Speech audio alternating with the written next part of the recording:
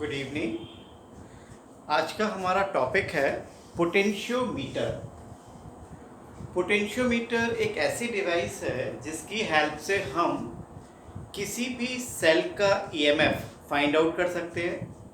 हम किन्हीं दो सेल्स के ईएमएफ को कंपेयर कर सकते हैं और हम सेल के इंटरनल रेजिस्टेंस को सॉल्व कर सकते हैं। कितना सेल का इंटरनल रेजिस्टेंस है हम वो निकाल सकते हैं। तो potentiometer is a versatile device, it's a very good device. अच्छे से समझने की कोशिश कीजिएगा, अच्छा टॉपिक है ये। देखिए, सबसे पहले मैंने यहाँ पर ये दो सेल्स ले लिए। एक ये सेल लिया है मैंने और एक ये सेल लिया है। यहाँ पर मैंने लगा दिया है एक गैल्वेनोमीटर और इन दोनों सेल्स के बीच में मैंने एक रेजिस्टेंस ले लिया है R। इस सेल का ईएमएफ ले लिया है मैंने E1 और इस सेल का ईएमएफ ले लिया है मैंने E2। E1 या E2 दोनों में से कोई भी बड़ा हो सकता है। यदि हमारा सेल का ईएमएफ E1 बड़ा है तो हमारी करंट E1 से रेजिस्टेंस R के थ्रू होती हुई E2 में और फिर करंट गैल्वेनोमीटर में नीचे से ऊपर की तरफ जाएगी। और यदि हमारा सेल का ईएमएफ E2 बड़ा है तो हमारी करंट की डायरेक्शन E2 से E1 की तरफ होगी और तब गैल्वेनोमीटर में करंट की डायरेक्शन ऊपर से नीचे की तरफ होगी।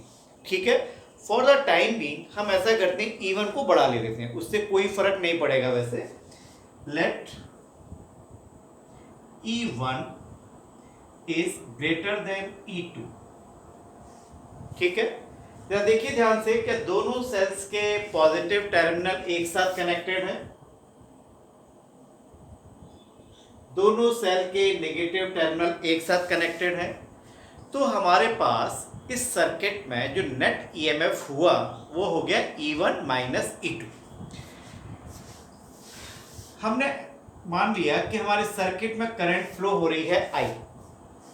तो यहां से हमारे को मिली equation E1 minus E2 is equals to IR। जो भी करंट I फ्लो हो रही होगी वो हमको डिफ्लेक्शन के थ्रू मिल जाएगी। गैल्वेनोमीटर में डिफ्लेक्शन आ रहा होगा इस समय। तो यहां से करंट I हमारी हो गई E1 minus E2 upon R। अब हम मान के चलते हैं कि गैल्वेनोमीटर में कोई भी डिफ्लेक्शन नहीं है। यदि गैल्वेनोमीटर में कोई भी डिफ्लेक्शन नहीं है तो सर्किट में कोई भी करंट फ्लो नहीं हो रही। When there is no deflection, no deflection in the galvanometer.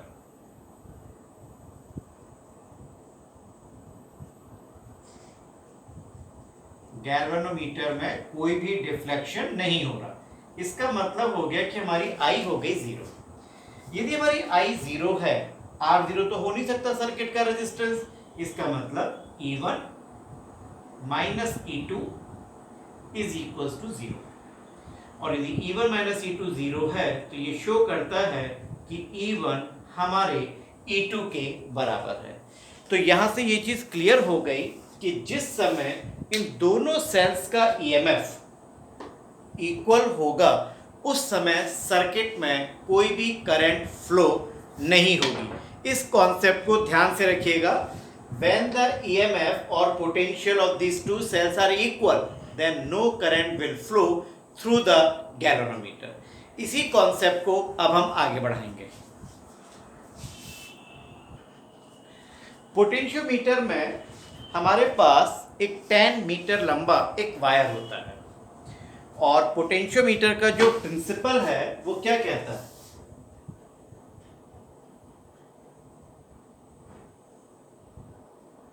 Potentiometer का प्रिंसिपल कहता है कि यदि हमारे इस पोटेंशियोमीटर के वायर में, क्या किसी भी वायर में, यदि हमारा वायर यूनिफॉर्म है और करंट कॉन्स्टेंटली फ्लो हो रही है, एक कांस्टेंट करंट फ्लो हो रही है, ठीक है, तो when a constant current is flowing in a wire of uniform area of cross section, एक समान विद्युत धारा एक ऐसे चालक पे फ्लो हो रही है जिसका कि अनुप्रस्थ काट का क्षेत्रफल एक समान है, यानी uniform area of cross section, तब potential drop across any part of its length, तब पोटेंशियल ड्रॉप उस वायर के किसी भी पार्ट में यदि हम बात करते हैं तो पोटेंशियल ड्रॉप उस वायर की लेंथ के डायरेक्टली प्रोपोर्शनल होता है।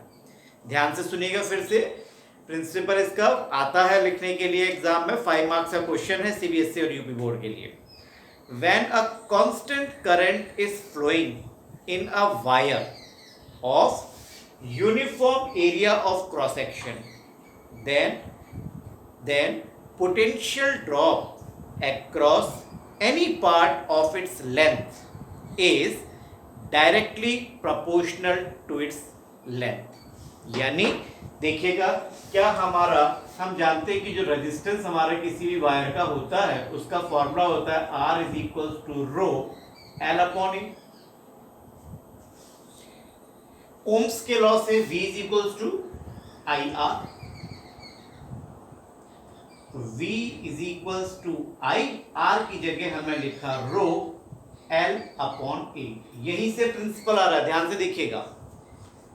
यदि हम करंट I को कांस्टेंट कर दें, एरिया ऑफ क्रॉस सेक्शन को कांस्टेंट कर दें और किसी भी वायर के लिए रेजिस्टिविटी रो कांस्टेंट होती है, तो जो I रो और ए कांस्टेंट हो गया तो हमारा पोटेंशियल डिफरेंस V L के डायरेक्टली प्रोपोर्शनल हो गया, और यही हमारे पोटेंशियोमीटर का प्रिंसिपल है। देखिए, when a constant current is flowing in a wire of uniform area of cross section, then potential drop across any part of its length is directly proportional to its length, यानी V is equals to हो गया KL, I rho upon A is a constant, तो यहां से V is proportional to हो गया L, और यही हमारे पोटेंशियोमीटर का प्रिंसिपल है, V is equals to KL।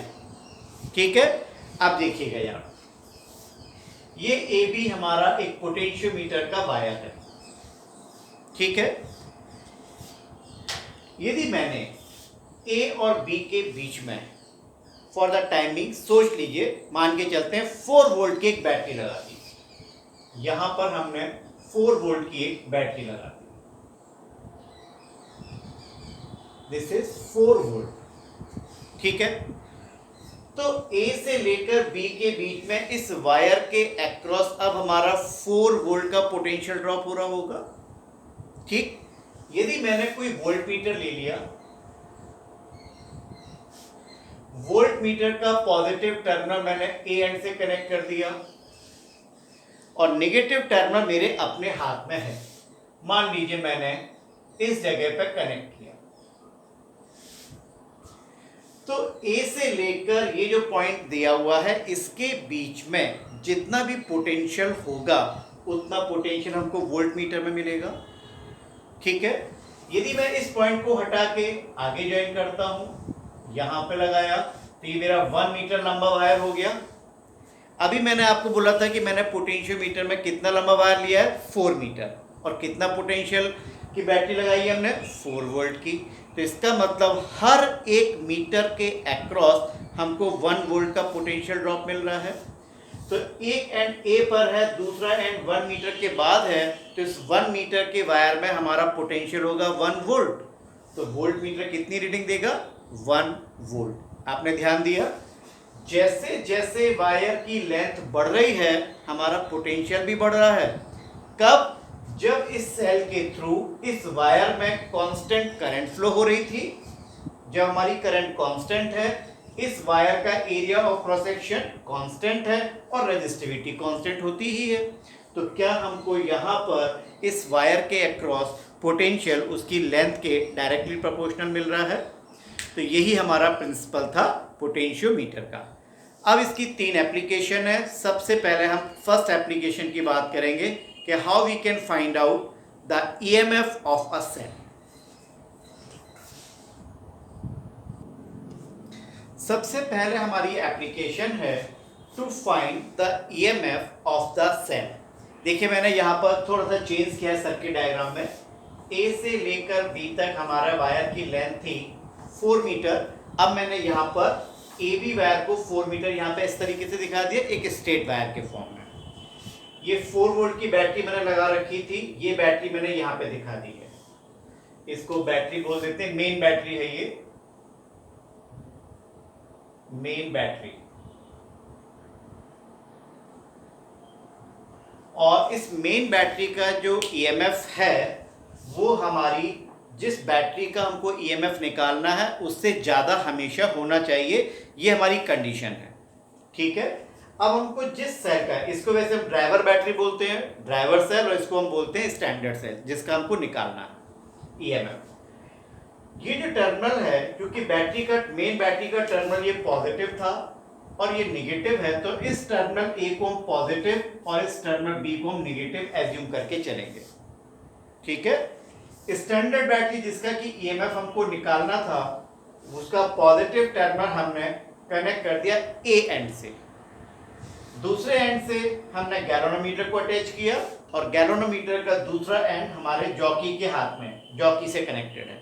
और जॉकी हमने पहले बताया था कि एक पेन की शेप की डिवाइस होती है, कनेक्टिंग वायर उससे कनेक्ट रहता है और लास्ट में आके कंडक्टिंग मटेरियल होता है शार्प एज का, जिससे कि हम वायर पर रख के उसको ज्वाइन कर लेते हैं।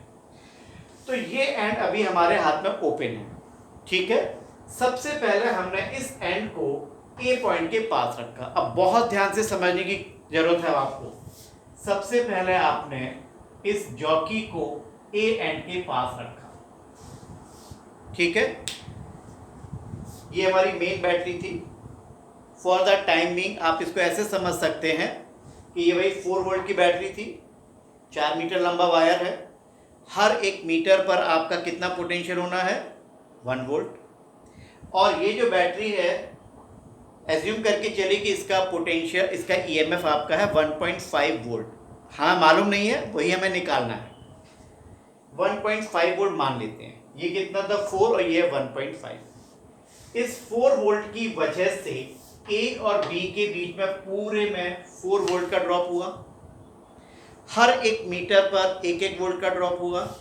जिस समय हमने अपनी जॉकी को ए एंड के पास रखा तो ये वायर की लेंथ 1 मीटर से बहुत छोटी है, तो क्या इसका जो पोटेंशियल होगा वो बहुत कम होगा 1 वोल्ट के कंपैरेटिवली। यानी इसको अब आप एक बैटरी एज्यूम कर सकते हैं। इसको आप E1 समझ लीजिए, ये वाला पोर्शन, इसको मैं C का नाम दे देता हूं। ये लीजिए, ए सी को हमने एक छोटी बैटरी एज्यूम कर ली, जिसकी की बैटरी का पोटेंशियल ड्रॉप 1.5 से भी छोटा है। ये तो अपने 1.5 मान के चले हैं। तो क्या इस समय यहाँ पर हमारी करंट की डायरेक्शन इस तरीके से होगी गैल्वेनोमीटर के थ्रू, यानी गैल्वेनोमीटर में करंट राइट से लेफ्ट की तरफ चल रहा होगा। गैल्वेनोमीटर में डिफ्लेक्शन राइट से लेफ्ट की तरफ आएगा। ठीक है, अब हमने जॉकी को उठाया और हमने उसको बी एंड के पास रखा। अब हमने इसको बी एंड के पास रखा।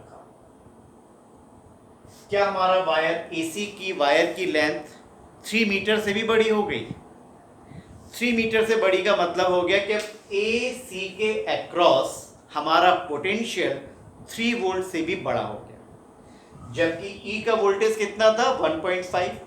तो ए और सी जो बैटरी हमारी है वो बड़ी हो गई और जो नीचे बैटरी जिसका ईएमएफ ई है वो छोटी हो गई। अब गैल्वेनोमीटर में करंट की डायरेक्शन किधर से किधर चलेगी, ए से ई होते हुए इस तरीके से करंट फ्लो हो रही होगी। यानी इस समय गैल्वेनोमीटर में डिफ्लेक्शन लेफ्ट से राइट की तरफ होगा, अपोजिट डायरेक्शन में होगा। ठीक है, जब आपने ए के पास रखा तो डिफ्लेक्शन एक तरफ था, जब आपने बी के पास रखा डिफ्लेक्शन दूसरी तरफ था। इसका मतलब बीच में कहीं ना कहीं कोई एक पॉइंट ऐसा जरूर होगा जहां पर कि हमारा डिफ्लेक्शन गैल्वेनोमीटर में 0 मिलेगा। और इसी तरीके से हम उस पॉइंट को फाइंड आउट करने की कोशिश करेंगे, जॉकी को अलग अलग जगह रख के, जिस जगह हमारा डिफ्लेक्शन गैल्वेनोमीटर में 0 मिल जाए। मान लीजिए इस पॉइंट पर आके हमारा डिफ्लेक्शन गैल्वेनोमीटर में 0 आ रहा है। जिस समय गैल्वेनोमीटर में डिफ्लेक्शन 0 होता है, करंट सर्किट की 0 हो गई, तो E1 और E2 बराबर होंगे। ठीक है, क्या हम A से लेकर C तक की लेंथ नोट कर सकते हैं? क्योंकि यहां पर इस वायर के नीचे एक स्केल लगा रहता है, उस स्केल की हेल्प से हम A से लेकर C तक की लेंथ हमको मिल जाएगी। यानी अब यहां पे हमको L मिल गई, L इज नोन। जब L हमको पता है, कितनी वायर में करंट फ्लो हो रही है वो हमको मालूम है, वायर का एरिया क्रॉस सेक्शन पता है, वायर की रेजिस्टिविटी पता है, क्या हमको यहां से सारी चीजें मिल गई। V is equals to I rho L upon A। क्या ये सारी चीजें हमको मिल गई? कहने का मतलब ये हुआ कि A और C के बीच में कितना पोटेंशियल का ड्रॉप है हमको वो मिल गया। क्लियर? ध्यान से देखा जाए, A से C के बीच का पोटेंशियल अब आपके पास है। गैल्वेनोमीटर में डिफ्लेक्शन 0 है। क्या इसका मतलब जितना इस वायर के अक्रॉस पोटेंशियल का ड्रॉप हो रहा है, क्या वही हमारे सेल का ईएमएफ होगा? यानी इसके बीच का पोटेंशियल और सेल का ईएमएफ इक्वल हो गया। सर्किट में कोई करंट फ्लो नहीं हो रही, यही तुम्हारी डेफिनेशन ईएमएफ की थी भी, कि when the current is not drawn from the cell और when the cell is not in the circuit, at that time potential drop across the terminal is known as EMF. तो इस तरीके से हमको AC का जो पोटेंशियल है वही पोटेंशियल हमारे सेल के ईएमएफ E के बराबर होगा। So E is equals to I rho L upon A। इस तरीके से हमको सेल का ईएमएफ मिल जाएगा। ठीक है, देखिए सेकंड एप्लीकेशन हमारी है to compare the EMFs of the cell. अब हमको सेल का ईएमएफ, दो सेल्स दे रखे होंगे, एक लैग्रांजी सेल होता है और एक डैनियल सेल, प्रैक्टिकल भी है आपका ये। उन सेल के ईएमएफ को कंपेयर करना है। ए और बी, ये मेरा पोटेंशियोमीटर बन गया, पोटेंशियोमीटर का ये वायर है इस तरीके से। ए और बी के बीच में मैंने एक 4 वोल्ट की बैटरी लगाई और उसके साथ में मैंने रखा है एक रियोस्टेट, जिससे कि मैं करंट की वैल्यू को चेंज करूंगा। जिन दो सेल्स का मेरे को ईएमएफ निकालना था वो दोनों सेल मैंने एक के नीचे एक रख दिए। दोनों के पॉजिटिव टर्मिनल को ए टर्मिनल से अटैच किया, क्योंकि ए टर्मिनल ही हमारा पॉजिटिव है, और दोनों के नेगेटिव टर्मिनल को हमने टू वे की से, ये टू वे की होती है, टू वे की से कनेक्ट किया। This is 1, this is 2 and this is 3। जिस समय हम 1 और 3 के बीच में कनेक्ट करेंगे तो सेल 1 हमारा सर्किट में आ जाएगा, सेल 2 विल बी ओपन। और जब ये की निकाल के नीचे लगाएंगे तो सेल 2 सर्किट में होगा, सेल 1 सर्किट में नहीं होगा। ठीक, देखिए सबसे पहले हमने सेल 1 को कनेक्ट किया, की लगा दी, cell 1 is in the circuit, cell 2 से कोई लेना देना नहीं है। जॉकी को हमने पहले ए एंड के पास रखा, गैल्वेनोमीटर में डिफ्लेक्शन मिलेगा, फिर बी एंड के पास रखा, डिफ्लेक्शन दूसरी डायरेक्शन में मिलेगा, सेम वही चीज, पहले ए एंड के पास रखा, फिर बी एंड के पास रखा, डिफ्लेक्शन दोनों तरफ मिला। अब हम धीरे धीरे करके उस पॉइंट पर आएंगे जहां पर कि डिफ्लेक्शन नल मिले। मान लीजिए वो पॉइंट हमको मिला C1। ए से लेकर C1 के बीच की जितनी लेंथ होगी उसके अक्रॉस जितना पोटेंशियल होगा AC1 के बीच में, वही तो हमारे इस सेल ईएमएफ, सेल का ईएमएफ E1 के बराबर होगा। जैसे अभी हमने निकाला था I rho upon A is constant, तो E is equals to KL हो गया। तो यहां पर हमको मिला E1 is equals to KL1। K क्या है हमारा? I rho upon A। अब हमने यहां से ये की को निकाला, अब हमने नीचे लगा दिया इस की को, तो now cell 2 is in the circuit, cell 1 से कोई लेना देना नहीं है। यही काम हम फिर रिपीट करेंगे पहले 1 पर ए के पास, फिर बी के पास, फिर वो पॉइंट फाइंड आउट करेंगे जहां पर कि हमको डिफ्लेक्शन नल मिले। और जिस जगह हमको डिफ्लेक्शन नल मिला, मान लीजिए वो लेंथ हमारी थी C2 और वहां तक की लेंथ हमारी थी L2, तो E2 बराबर KL2 हो गया। This is equation 1 and this is equation 2। ठीक है, अब हम क्या करें, इक्वेशन 1 को इक्वेशन 2 से डिवाइड कर देंगे। तो E1 upon E2 is equals to KL1 upon KL2। K से K कैंसिल, तो यहां से हमको मिला E1 upon E2 is equals to L1 upon L2। ये हमारा हो गया comparison of the EMF of two cells. ठीक है,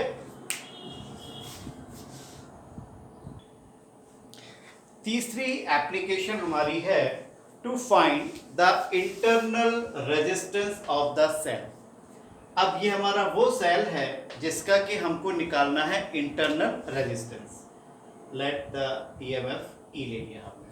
ठीक है, अब देखिएगा, सबसे पहले हमने की 1 और 3 को क्लोज किया। पहले सर्किट डायग्राम देख लेते हैं किस तरीके से वैसे सर्किट दूसरी एप्लीकेशन से डिफरेंट है। जहां सेल 2 लग रहा था उसकी जगह अब आपने लगा दिया है एक रेजिस्टेंस बॉक्स। ये रेजिस्टेंस बॉक्स आ गया। रेजिस्टेंस बॉक्स का एक टर्मिनल आपने सेल में लगा दिया है, जबकि यहां पे सेल का टर्मिनल ए से कनेक्टेड था। बात एक ही है, चाहे हम रेजिस्टेंस बॉक्स का टर्मिनल ई से के पॉजिटिव से लगाएं या ए के पॉजिटिव से लगाएं, बात एक ही है, तो उससे कोई फर्क नहीं पड़ेगा। यानी सर्किट में कोई ज्यादा डिफरेंस नहीं है। एक डिफरेंस और है, यहां पर हमने रियोस्टेट लगाया था, यहां पे अब हमको रियोस्टेट की भी जरूरत नहीं होती। ठीक है, अब देखिए, सबसे पहले हमने की 1 और 3 को क्लोज किया। जब की हमारी 1 और 3 क्लोज हो गई तो सर्किट में सेल तो आ गया, लेकिन अभी रेजिस्टेंस बॉक्स वाली की ओपन है, यानी सेल के थ्रू कोई भी करंट ड्रॉ नहीं हो रही रेजिस्टेंस के थ्रू। तो जो भी हमको मिलेगा वो मिलेगा सेल का EMF। अब हमने वही काम किया, जॉकी को पहले ए एंड के पास रखेंगे, फिर बी एंड के पास रखेंगे, और हम देखेंगे कि हमारा डिफ्लेक्शन पहले एक तरफ और फिर दूसरी तरफ आ रहा है। फिर हम वो लेंथ फाइंड आउट करेंगे जहां पर कि हमको गैल्वेनोमीटर में नल पॉइंट मिलेगा। मान लीजिए नल पॉइंट हमको मिला C1 पर, और A से लेकर C1 तक की लेंथ को हमने कह दिया L1। तो क्या हमको सेल का EMF E is equals to KL1, equation number 1 मिल गई। देखिए जरा, जैसे यहाँ पे था E1 बराबर KL1, बिल्कुल वही काम किया है। लेकिन अब हम दूसरी की को भी ज्वाइन कर देंगे। अब हमने क्या किया, दूसरी की को भी ज्वाइन कर दिया। पहली तो ऑलरेडी ज्वाइन थी, और यहां से रेजिस्टेंस बॉक्स से एक रेजिस्टेंस निकाल दिया। जब हमने रेजिस्टेंस बॉक्स से रेजिस्टेंस निकाल दिया तो अब हमारे सर्किट में रेजिस्टेंस आ गया। जब सर्किट में रेजिस्टेंस आ गया तो अब इस सेल से इस रेजिस्टेंस के थ्रू करंट पास होगी, और जब सेल से करंट ड्रॉ हो रही है तो उस समय हमारे सेल के टर्मिनल के बीच EMF नहीं होता, और वो होता है पोटेंशियल ड्रॉप।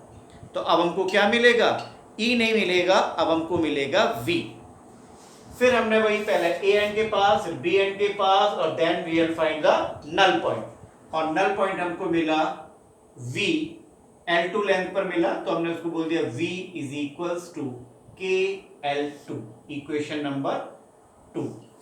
जिस समय मैंने आपको internal resistance of the cell पढ़ाया था तो वहां पर मैंने एक फॉर्मूला ड्राइव किया था, R is equals to E upon V minus 1 into R। ठीक है, E की जगह हम लिख सकते हैं KL1,